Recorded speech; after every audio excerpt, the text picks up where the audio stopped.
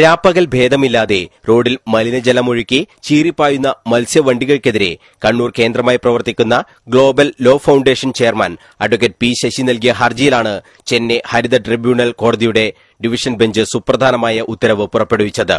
മത്സ്യവണ്ടികൾക്കെതിരെ കർശന നടപടി സ്വീകരിക്കണമെന്ന് കോടതി ഉത്തരവിൽ പറയുന്നു. മാലിന്യം റോഡിൽ തള്ളുന്ന മത്സ്യവണ്ടിയിലെ ഡ്രൈവർമാർക്കെതിരെയാണ് നിലവിൽ പിഴ ചുമത്തിയിരുന്നത്. എന്നാൽ ഇനി മുതൽ വാഹന ഉടമകൾക്കും മത്സ്യം കയറ്റിവരുന്ന ആൾക്കെതിരെയും നിയമ നടപടി സ്വീകരിക്കാനും കോടതി ഉത്തരവിലൂടെ വ്യക്തമാക്കി.